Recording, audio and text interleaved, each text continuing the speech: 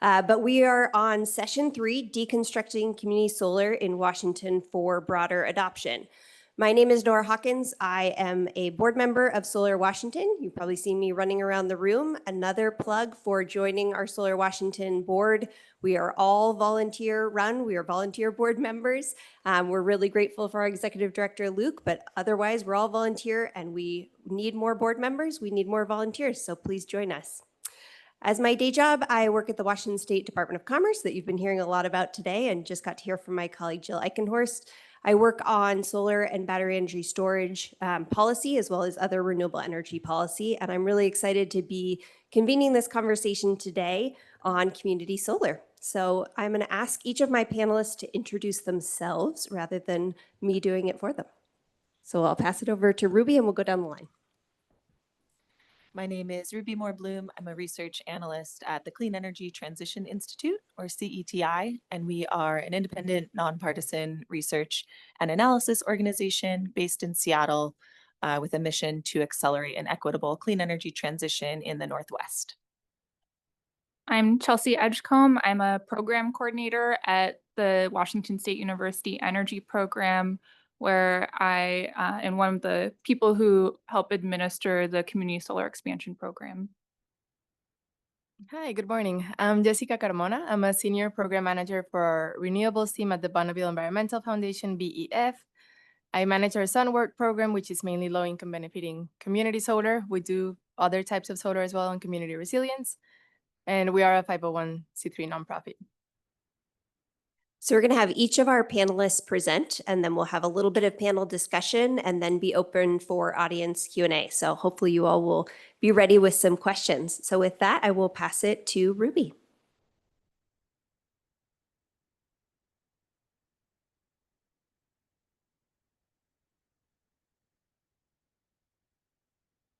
Good morning.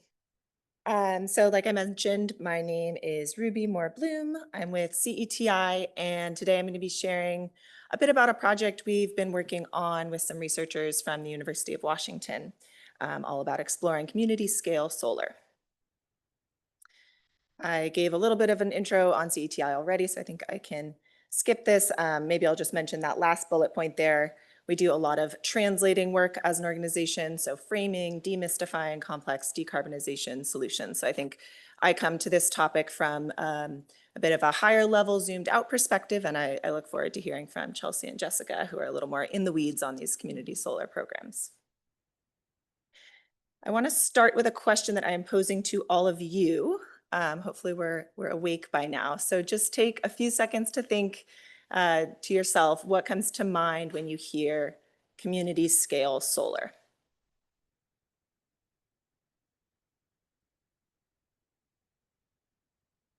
And I'd love to hear some answers if anyone wants to just shout them out. Resilience? 3 megawatts, is that? Okay.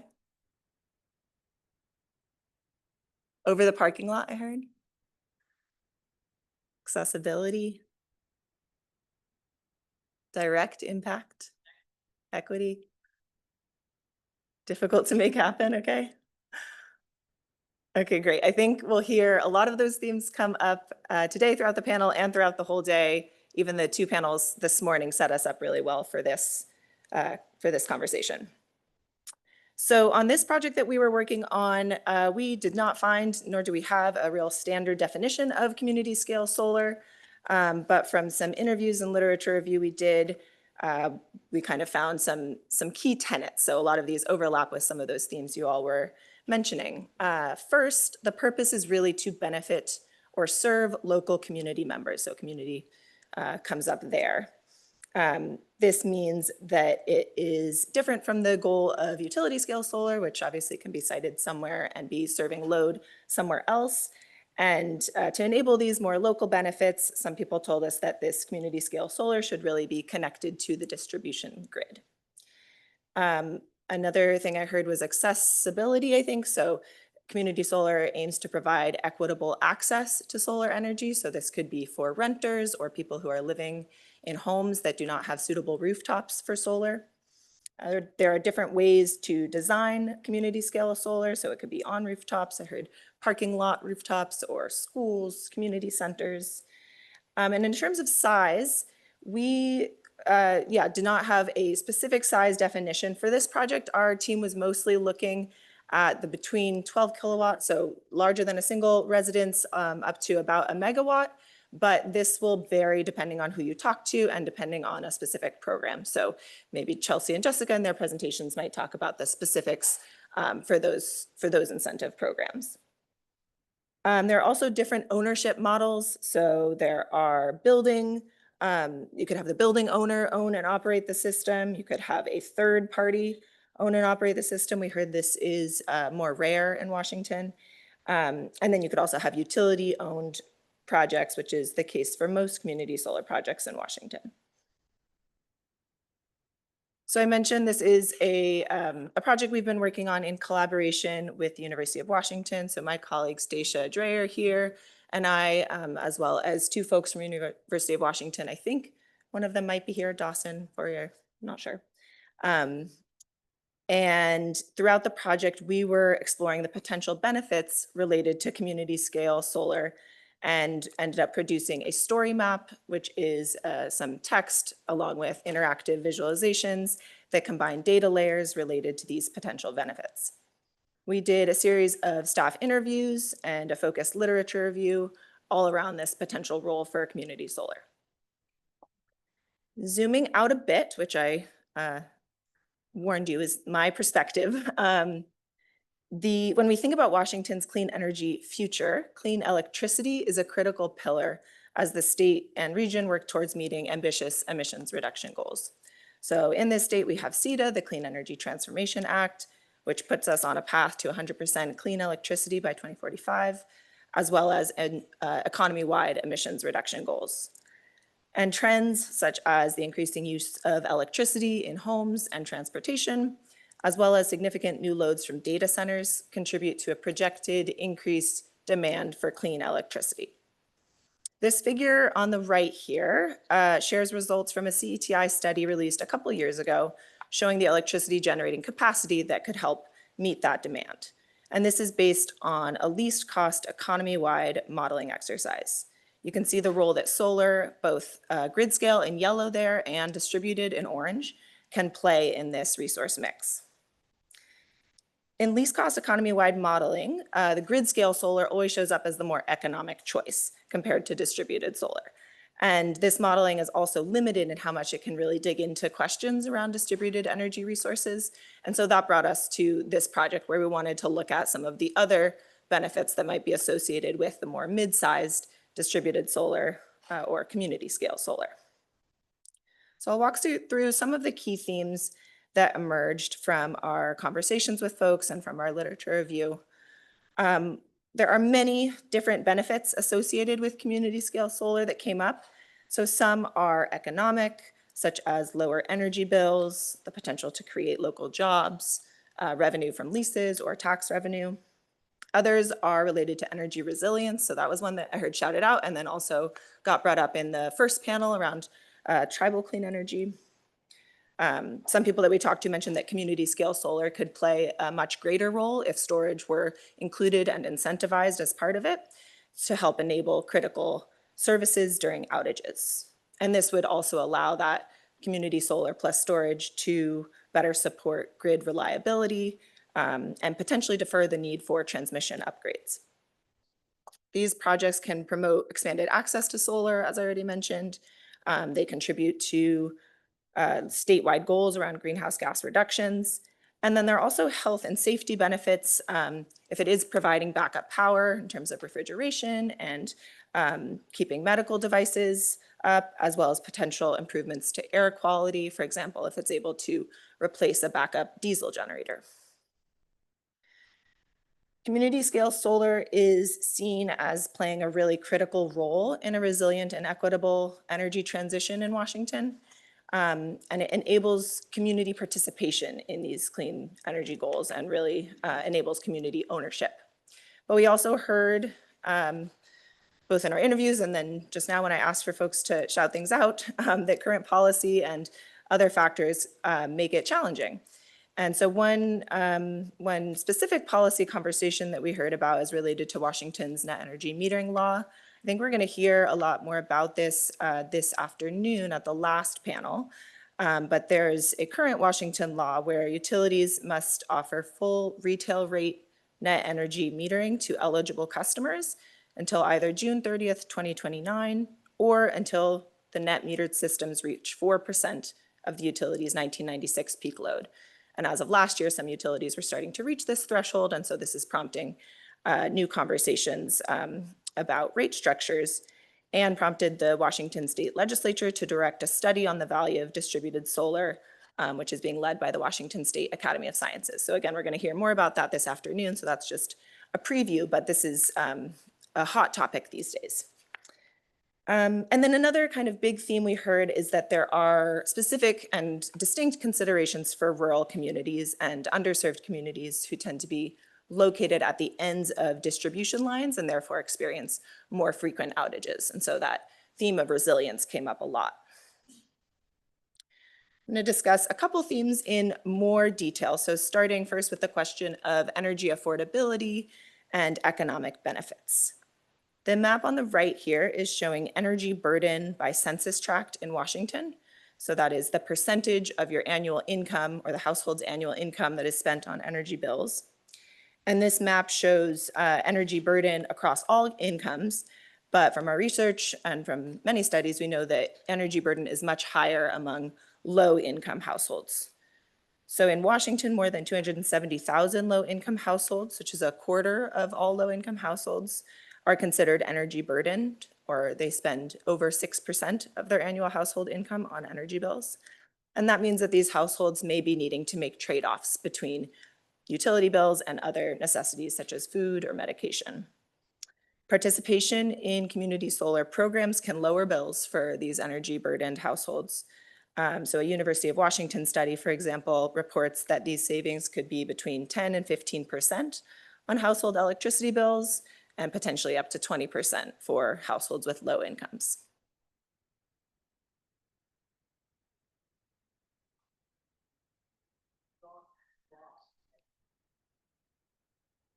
So that's one of the census tracts. I believe that's Okanagan County, but someone with better Washington geography could maybe correct me.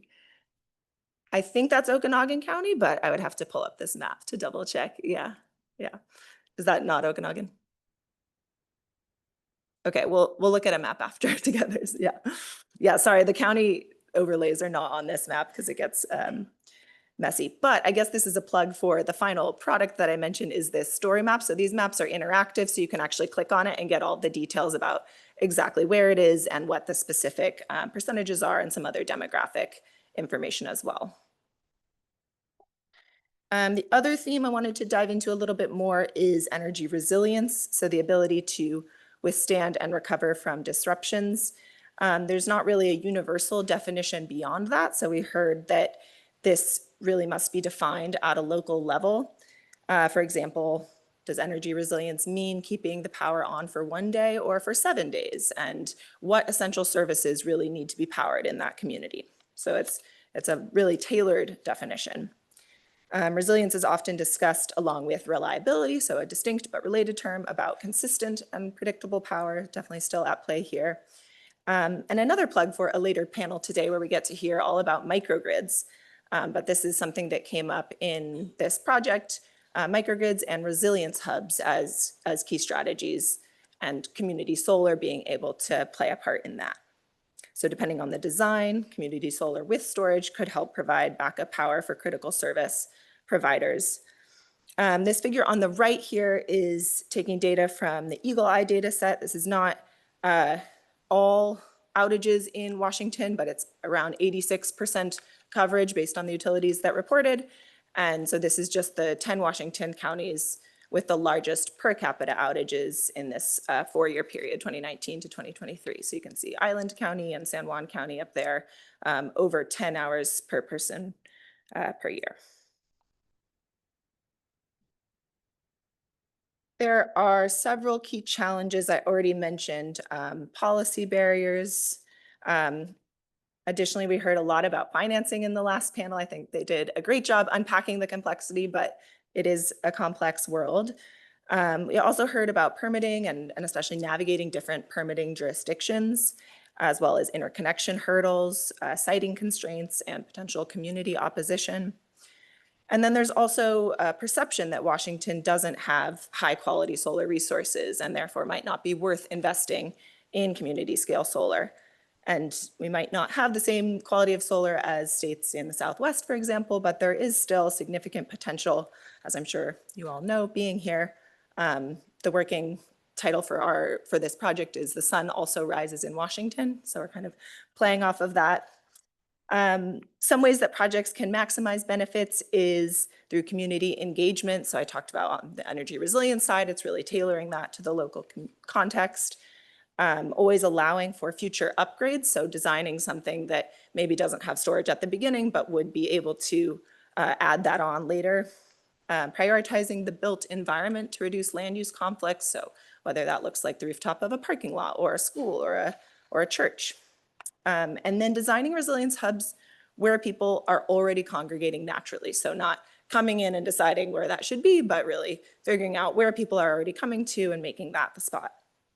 And then lastly, supporting the access to third-party financing, application for grants and incentives. Again, the last panel did a great job covering some of those resources that we have access to in our state. So with that, please feel free to send me an email, or you can sign up for the CETI newsletter if you want to be notified when this project is released. I'm also happy to chat more later today. And I'm going to skip these example projects because we're going to hear more from other folks.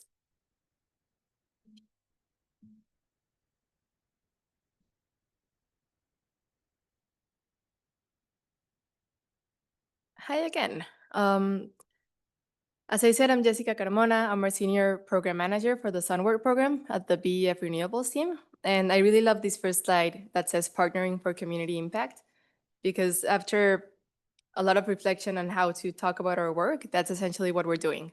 And we're doing that in different ways with different types of partners, and depending on the partner is the role that we're playing. So today I'll try to share a little bit about the background of our work, how we're working in different states, because we are based out of Portland, Oregon. So we know a lot about the Oregon Community Solar Program and that framework. And we'll talk a little bit about our experience with Washington as well. As I mentioned, we're a 501c3 nonprofit, and we work essentially with low-income communities, tribal communities, and communities of color throughout the Pacific Northwest. And partnership is at the center of everything we do. So keeping that in mind is how I'll talk about these projects. I'd like to mention a little bit of our impact to date. I think some of that one comment about community solar being super complicated or being difficult and challenging, I agree. It's super complicated, it's difficult and challenging, but that's also why it makes it so important. And that's part of the things that in a state like Washington, where there isn't a program that regulates it and tells you how to do it, there's this huge, it's a blank page to make it less complicated, less challenging, and just work with the incentives that are available and the spaces that are available and different partners and expertise to make these projects happen. So we've supported over 40 community scale solar projects. Half of these are in Washington with different utilities. So we have a lot of experience with that in the past. We've developed over 18,000 kilowatts of solar that are benefiting low-income communities mainly, which generate over 22 million in lifetime savings for more than 4,000 households.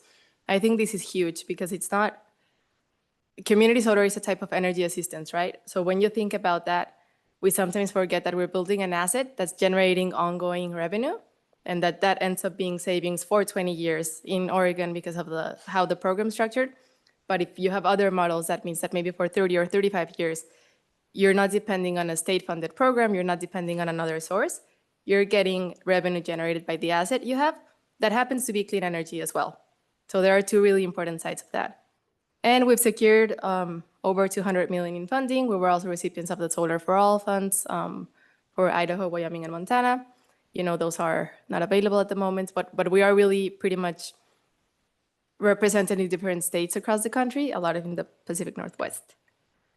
So starting with the Oregon Community Solar Program, the ORCSP, I think it's important to mention that this program was established within the Oregon legislature in 2016. And that's really key to like how the program's structured. At the moment, Oregon was going towards a 50% clean energy bill. So it was part of that initiative and incentive.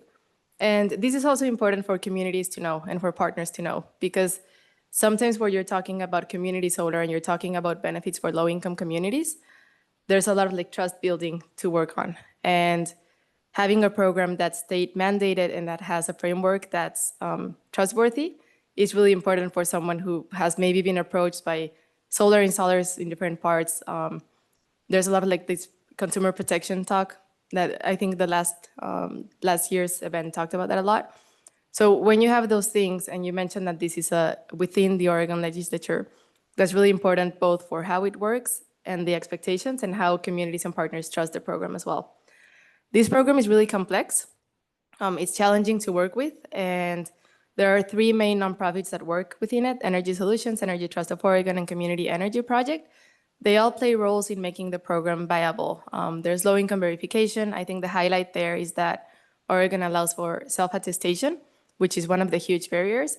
When you have any program that's for low-income communities and you ask them to bring them your bills and all this information, they don't feel safe doing that.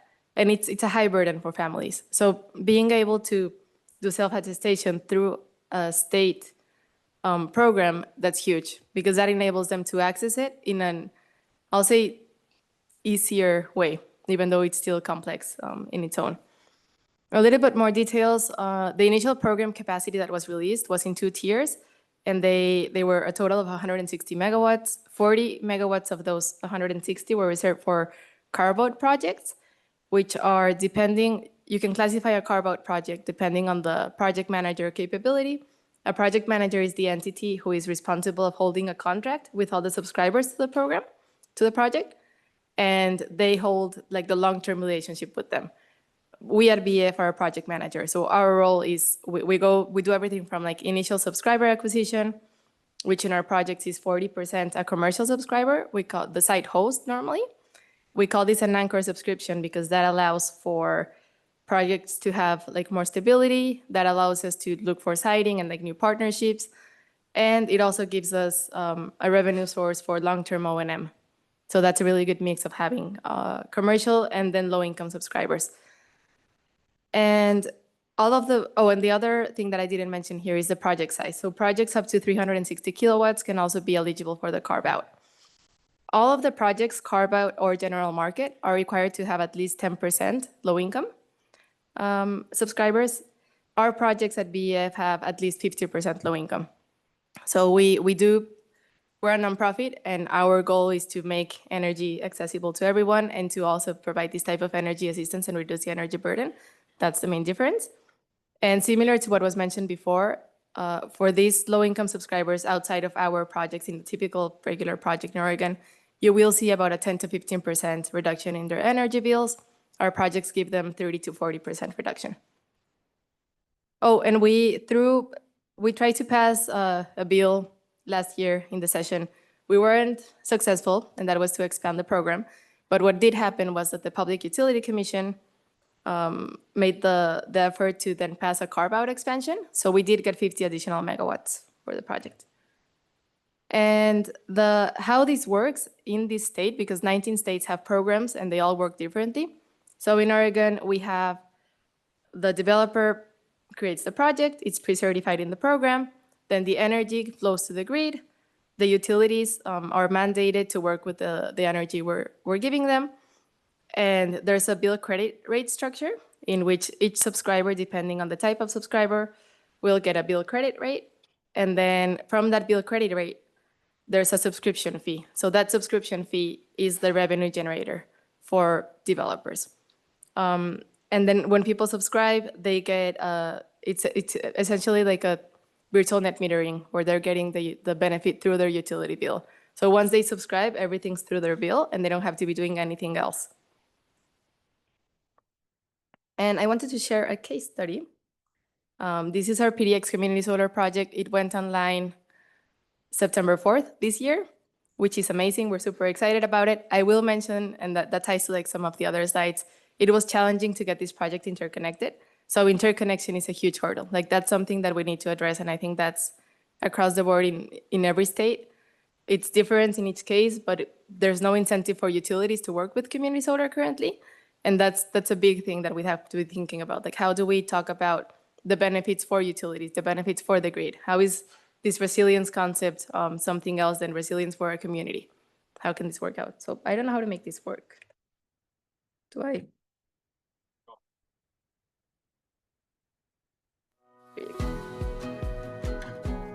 The PDX Community Solar Project is a solar array on approximately 3 acres of land. I think we need a minute. I can see that, so, yeah, maybe. The PDX Community Solar Project is a solar array on approximately 3 acres of land located off of 33rd Avenue on the west side of the PDX campus. The way that the PDX Community Solar Project works is that we find a plot of land offsite near the community and we build a solar system. And it allows community members to have access to solar power without having to do any actual work on their personal homes. Community solar subscriptions work in a way that they sign a contract with the project manager, which in this case is PEF, and then they will see a bill credit on their utility bill, which will be about 30 to 40% savings yearly. Getting a reduction in energy bills for low-income communities means they can focus on other areas of their life, so their energy burden goes down, and that means that money is available to pay for other things, but also planning for future growth as a family. Con los ahorros, pues yo voy a comprar pues más comida porque ahorita también la comida ya está muy alto el costo de la comida. Pagar lo de mi renta también, la renta también ya está alto el costo. Me va a afectar en lo económicamente. Pues me siento feliz que me dan esta oportunidad para participar de los paneles solar. Anybody who has the opportunity to subscribe to the community solar should. They would be missing out on a really big opportunity to save on their power bills. The solar installers who are working on this project are part of Leaders Become Legends. We have a chance to get into the clean energy workforce. It's like we always the last to get on to stuff like this. You know, Blacks, Hispanics, and Native Americans to be leaders in the industry. Like, we're more of the consumer. So to have that mindset of being the owner or the entrepreneur in this field, that's what it's all about. A project like this isn't just simply about providing energy and a discount on a monthly bill. People know where their power is coming from now. They're choosing to go green. They're choosing solar energy. They're choosing the PDX Community Solar Project.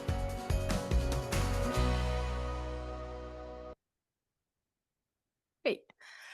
So this is a project we're really proud about. And I think some of the things I want to mention are, as you can see, the partnership is at the center of it.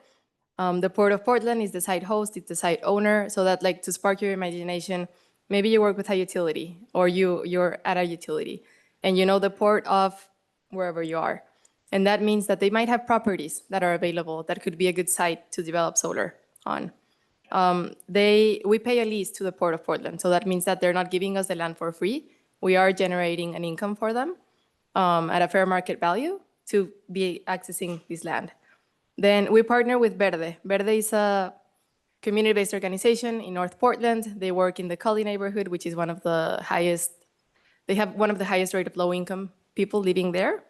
And they're community-based. That means that they are really close to the community already. They have trust with the community. They understand their needs. They hold different workshops for different things. They try to give them access to everything they think will lower their bills and make their way of life better. So Verde, in this case, they applied for funding to the Portland Clean Energy Community Benefits Fund, which is an amazing program. Unfortunately, it's only available within the city limits of Portland, which that makes it complicated. But going a little bit back to what was mentioned is, if you're siting and you have a big rooftop, or you're siting and you have this piece of land that isn't developable for whatever reason, then you can think about those places as potential places for solar. Or maybe it's an old landfill that was closed. So there's like this part of getting creative in siting and in how you work with your partners. So for Verde, them being the the lead in the grant application, they receive the funds, and they're also receiving a capacity building process with us because we have the solar experience in the technical area. We have some contacts and partners for the site host and land availability. And we're now working together for more projects to be building like greater capacity at their organization. And hopefully one day they'll be able to develop community solar without the need of BEF to be there. And then, yeah, PSEF is amazing. The Portland Clean Energy Benefits Fund, it's a great source of funding.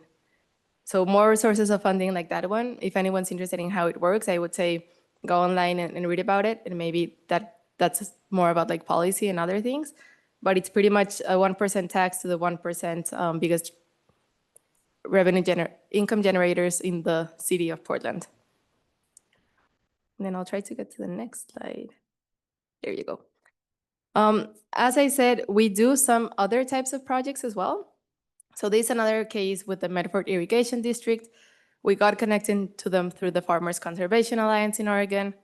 And this is one of Oregon's first floating solar that will exist. This photo is not from the project. It's currently under construction, but you can get an idea of how it will look. It's an 800 kilowatt AC project. And what's really cool about it is that they got funds directly, and they needed someone to help with the project manager capabilities within the program. And they also needed some technical assistance on how to make it happen. So in this case, as a partner, we're providing the technical assistance, we're providing the project manager part of helping subscribe commercial subscribers and residential subscribers. And through the project, they're not only generating clean energy, but they're also improving the water quality on the reservoir. And the aim is to reduce water loss from evaporation as well. So it's a dual use. You have solar, you have clean energy, you're serving community, and then you're also getting a benefit for farmers. So this agricultural nexus is something that's really interesting as well. It will have 60 residential subscriptions. These are non-low income because of the nature of this project is different than the others, but they will still get some savings, 10 to 15%. And what's really important too is that MID, Medford Irrigation District, will be receiving the revenue from those subscriptions. So for 20 years, they'll have a source of income that they will invest in innovation for their processes, and ideally like more water conservation initiatives.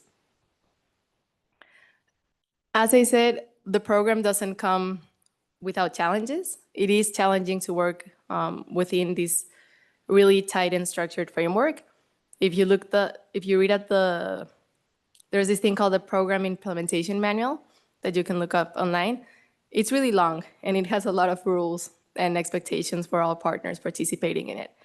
So it's not easy to work with, but we're really grateful it exists because it tells utilities you have to work with these programs, you have to work with the projects, you have to interconnect them.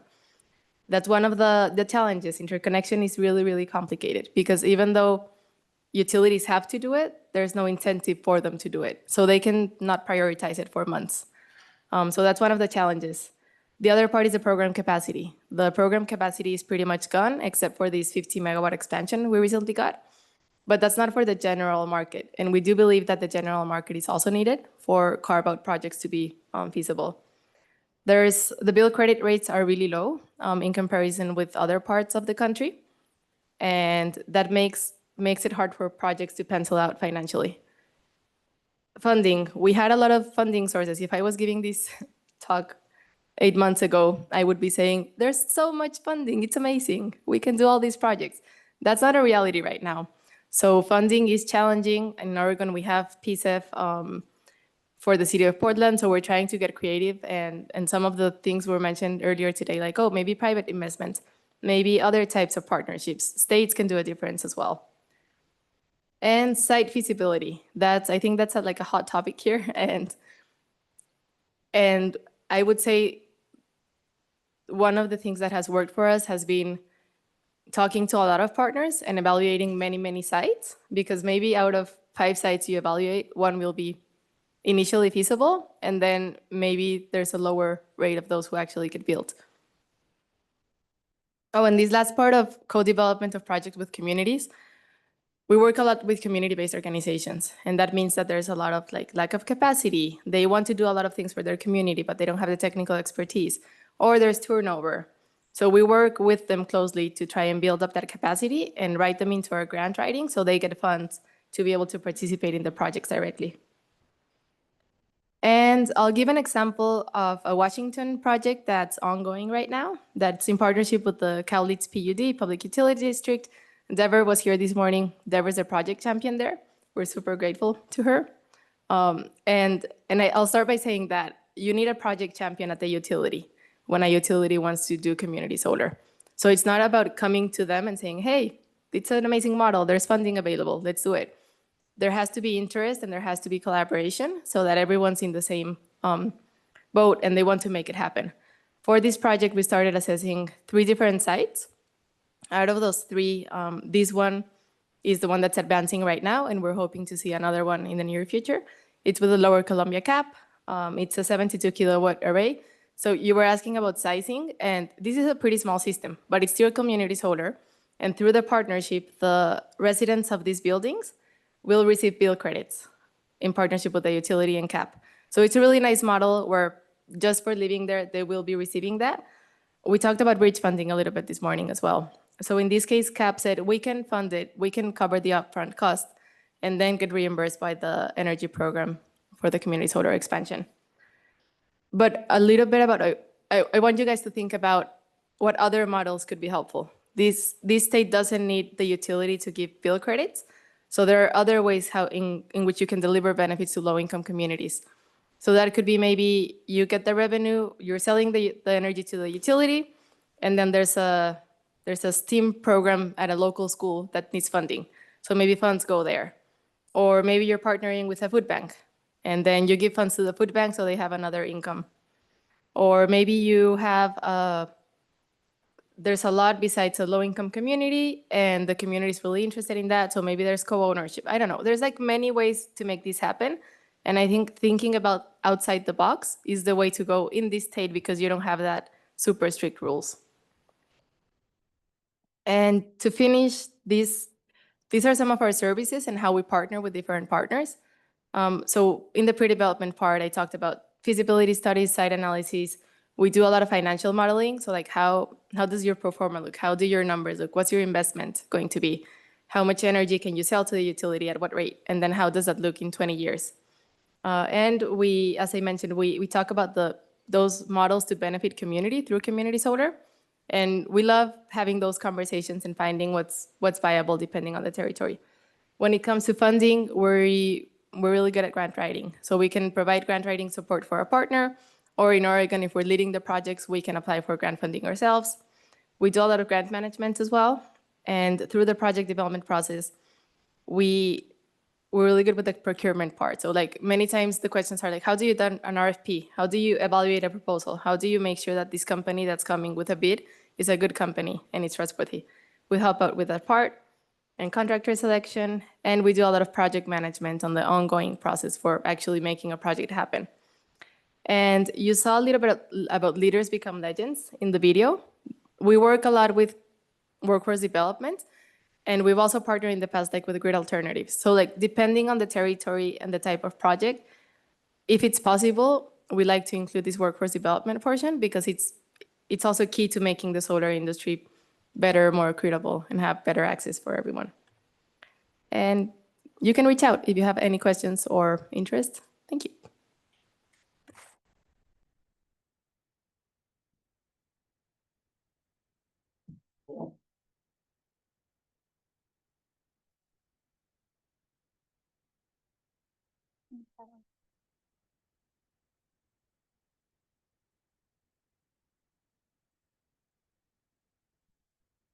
Hi, everyone. Today I am just going to go through some basics on the Community Solar Expansion Program, some recent milestones we've hit, and also share some case studies, examples of projects that have had good merit that have applied to our program. So about the Community Solar Expansion Program, it's a Washington State program administered by WSU Energy Program, and it's a solar incentive program that aims to expand access to the benefits of renewable energy for Washington's low-income community members who may have traditionally been left behind by previous state solar incentive programs. This slide is up to date as of October 20th, so the numbers are a little bit more different now, but as of that date, we've had over 300,000 beneficiaries, about $21 million in funding leveraged, and over 80 projects that are underway. Some additional statistics. Overall, we have certified and pre-certified over 10.4 megawatts DC of solar PV and about 1.38 megawatt hours of battery storage capacity. There are 4 administrator types that qualify for this program. And just looking at a breakdown by administrator type, you can see that most of the entities that have applied to us fall into the nonprofit category, accounting for about $17 million of project funding and about 8.55 megawatts of solar PV and about a megawatt hour of battery storage. That's followed by utilities and then local housing authorities. The 4th entity that's not represented on here is tribal housing authorities. We have received some initial inquiries from tribes, but we've yet to receive a project for pre-certification. So if you are a tribe in the audience and you have a project in mind, please reach out to us. And here is just a screenshot of an interactive map that's on our site. It shows projects that are installed or are underway and pre-certified, as well as the capacity for those projects, the project name. So if you're interested in looking at what's currently underway, then visit our website. Have a very big announcement. As of this month, a significant number of pre-certification applications have been submitted and are in review. The majority of them are likely to be pre-certified next week. And based on that, our funding levels have reached the 25 million biennium cap for this fiscal year. This fiscal year is only 5 months in to this biennium is only 5 months into a 2-year period. So funding is obligated until July 1st, 2027, essentially. You can still submit for pre-certification and receive approval for your project, but I think it's important to note that you cannot receive, or it's most likely that you will not receive a one-time incentive payment and certification until the next biennium, which begins July 1st, 2027. So I think what this means, if you haven't submitted a project yet, you have one in mind, can still apply, but please consider how this funding timeline may impact your financing. So just a quick program overview. I think a lot of you in the room are familiar with this program, but overall it's $100 million in funding, 25 million available per biennium. Projects need to be developed and administered by those project administer types that I listed earlier: local housing authority, tribal housing authority, utility, or nonprofit. And this program incentivizes installation costs associated with a solar array. We fund proportionally, so and it's proportional to how much of the generation benefits flow to low-income communities. So to give an example, could be that an array is installed on a multifamily housing building that has a mandate for 60% of the residents to be low income, and they're going to direct their savings towards operational costs. With that model, we could fund that system at 60%. Benefits must flow, at least in some proportion, to low-income subscribers or service providers. And importantly, that funding is provided at time of certification, which is when construction is completed and final electrical inspection has been passed. There's also a $20,000 administrative incentive that's available and is associated with administrative costs associated with startup. At pre-certification, you have 2 years to apply for project completion. You can submit pre-certifications at any time up until June 30th, 2033.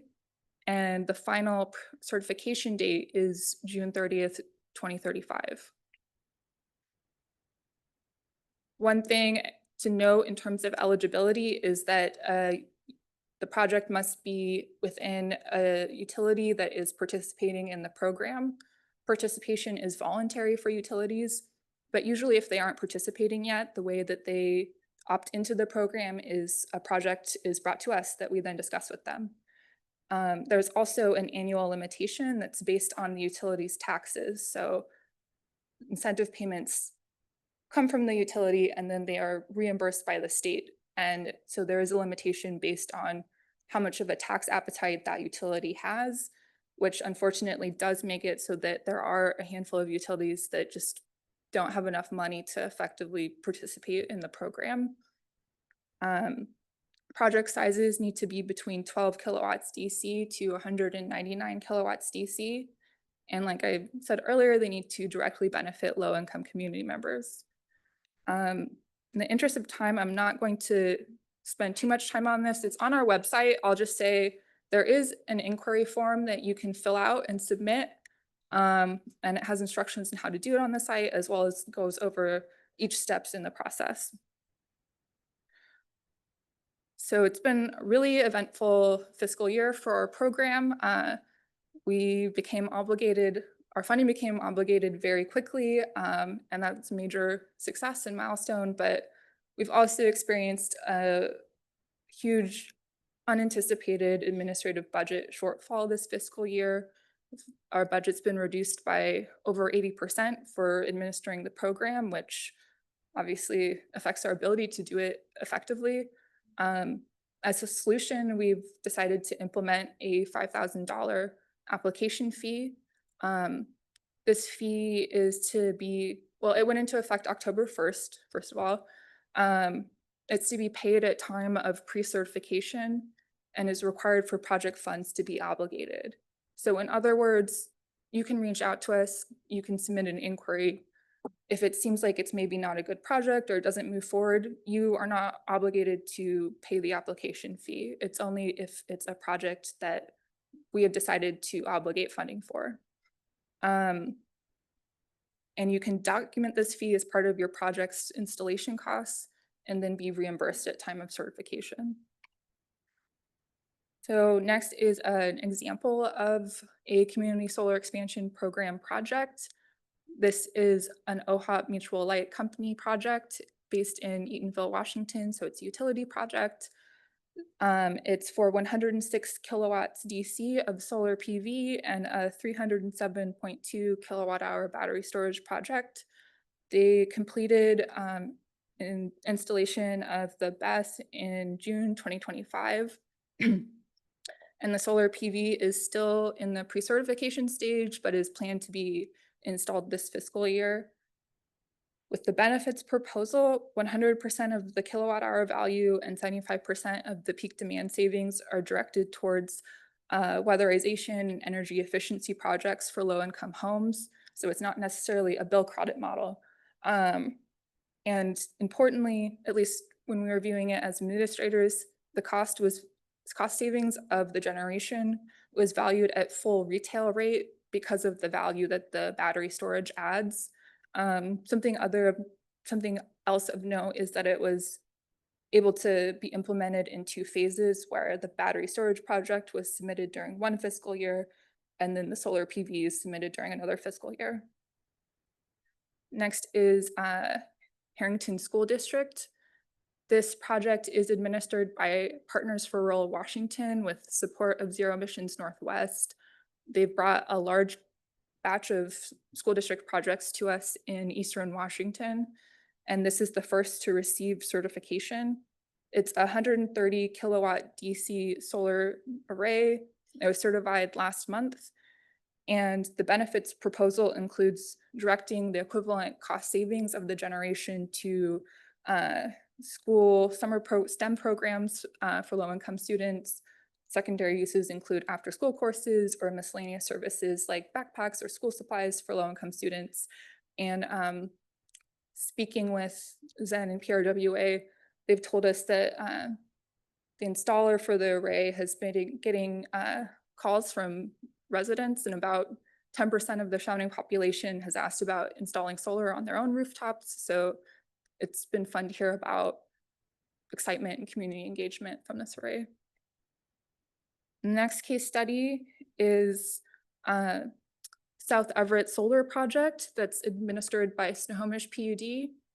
It's a 199 kilowatt DC portion of a 401 kilowatt DC array. It's certified in March 2025, and they direct the solar generation benefits to a community energy relief fund. And again, I was given this photo by the administrator for this project, and they were telling me that this logo was created by a community member. There was a lot of excitement and community engagement around this installation. And then lastly is just, do I have enough time? I can skip over this. Okay. I'm just going to skip this one, but this is a case study that is on our website if you want to learn more about it. You can visit our website here. Thanks.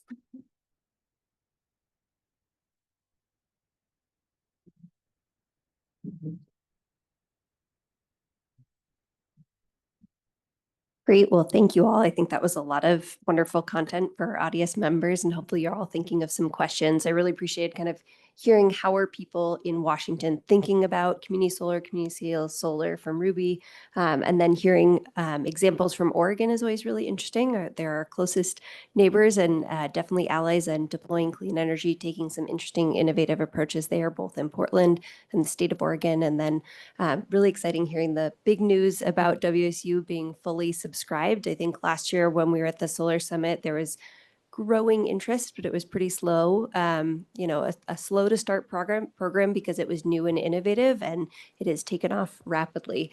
So thanks to our friends at WSU for administrating that, and so many folks in the room for coming up with models to access that program. I think Jessica said it really well. In Washington, we're really focused on innovation, a lot of different models, and rather than kind of one size fits all, particularly given the diversity of utilities we have in the state. So hopefully you're all thinking up questions. I have a couple for our panelists. I wanted to pull on what Ruby set the stage with is how should we talk about these type of projects? We talk about distributed solar, we talk about community solar, we talk about community scale solar, and I'd love to hear from you. Do you have a preferred term? Are there terms you say we shouldn't use? What do you think is the right way to talk about these technologies? And as part of that, or if you want to answer this instead, do communities want to see these projects? Like, is it important that these projects are in proximity to communities, that people can see them where they live, where they drive? And, I think Jessica mentioned where people want to know where their power is coming from. What does it mean to be a community project? Yeah, thank you for that question. We talked about terminology a lot in the course of our project and ended up with community scale solar to try to broaden it from what people might have already kind of have preconceived definitions of community solar as an official program. So that's why we landed on community scale solar, but a lot of we tend to use community solar as well. I think going back to what the goal of the project is where I would go. So if the goal is that resilience, then, are you defining it in a way and that it can provide those needs? And similarly, if the goal is, more distributed and less centralized energy, then maybe distributed energy is a fine definition.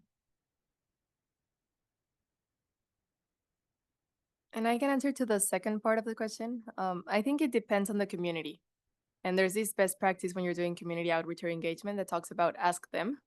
So many times, depending on the community, they might want to see the solar. And if it's on the rooftop of their school, that might be a great model.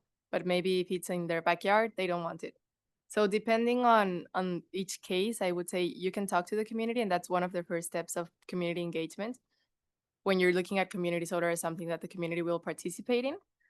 But I would say I wouldn't want people to go away with the idea of, we have to do it in the community for the community we want to serve. I think that limits the scalability of community solar, and that limits siting, which is already super complex. So we've also seen in our projects that when we do it the other way around, we find a site and then we say this will benefit this super specific community and zip code, that's really challenging. So I'd say keep it open, and depending on the type of project, ask the community, have a good engagement process, make sure that they understand what it is. And a lot of it, some of the barriers with communities can be not understanding what it is. Like solar on its own is a complex thing. And then you add the community part, and then you add the scale part, and they're super, like, I was really confused at the beginning, and I do this, right? So I think that part of education, communication, asking, understanding, and then having projects that serve specific parts, and that you can provide that technical assistance in translating the complex things of technology and how it works to like simple terms that everyone can understand and relate to.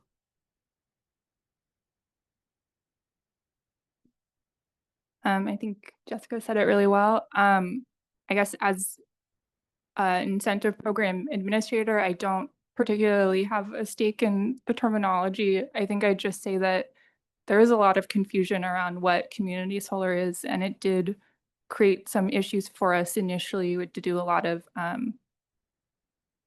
education with utilities who can voluntarily participate in this program around the fact that, you know, it's not the traditional model really that you think of. It's not as complicated as you think it might be. It's a lot of times just installing solar on top of a rooftop, and it's not. And so that was challenging for us initially, but I guess, yeah, I don't have a preference. Thank you all. We're rapidly running out of time, so I'm going to ask you all one question, and then I encourage you all to find these folks to ask your questions during our lunch break. I'm really curious how you all see the role of community solar, community scale solar, distributed solar. Both, you know, Ruby mentioned our Clean Energy Transformation Act. We're moving to a carbon neutral grid, so 80% clean grid, 20% offsets by 2030, and then a fully decarbonized grid by 2045. At the same time, we know we're having a lot of challenges siting large-scale renewable energy projects in Washington. It's just there are a lot of challenges with siting energy generation of any type. What role do you see distributed solar community scale projects playing going forward? Or what would you like to see? I think you set the stage well with that question. Definitely that tension between needing to meet a rapidly growing electricity demand with clean electricity and facing a lot of challenges on the utility side. So I see community scale solar as one potential avenue that will be part of a much larger resource mix. It's not going to solve the whole problem, but can definitely be part of the solution. I was also thinking about the solar plus storage piece, and hoping that a fully decarbonized grid can also be a smarter grid and a more integrated grid. And so having community solar with storage as playing a role in alleviating grid constraints, I think would be a path forward. I guess I'll just speak to how projects have evolved that have applied to our program since its start. Initially, it was a lot of applications with what I guess we internally refer to as direct benefit model. So it could be a food bank where they're having it go towards operational costs, or often just, you know, low-income housing where it's operational costs, kind of a direct benefit model. But the first 3 case studies that I had presented were examples of something that's more of a value transfer. So they're thinking of creative and innovative ways to have those cost savings go to the low-income community. I'm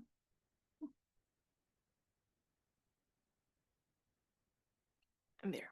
I think it has to be an option on the table. And as Ruby said, like it's not a one solution fits all, and it's not the solution. I think like having a mix is healthy for energy resources, but also take out maybe take away this stigma of community solar to it. Like it's an energy resource, and many times these energy resources come with some limitations with community acceptance from them. So when you have communities talking about how Like they don't want solar or they don't want wind, or there are these new companies, or there's a company locally or an industry that's consuming too much energy and that's maybe polluting locally. Community solar can be a segue to link both parts of, yes, industries are doing this. We do need energy to like thrive in some cases, in all cases, but specifically in some industries. And how do you make that link with community needs and benefiting low income and medium income communities and lower their energy burden? And how do you make that be amicable with like a growing need for clean energy as well? So I think that that link is there. And I'm not sure if at a later panel they will talk more about the University of Washington study about like, yeah, they will. So yeah, keep an eye out for that panel. I think that has like some amazing numbers that help understand how community solar can contribute to it, not only on the energy part, but on the like, let's create more jobs, let's generate revenue, let's have local investments, and let's show the community that they're a part of it and that we're thinking about them as well. Yeah, and just to underscore again, the study that Ruby mentioned will be coming out soon with a lot of that great data in there. This afternoon, we'll also be talking about the value of distributed solar and storage, which is a study that the Washington State Academy of Sciences is doing. I have a couple things to tell you all before we break for lunch, but first, please help me join me in thanking these panelists.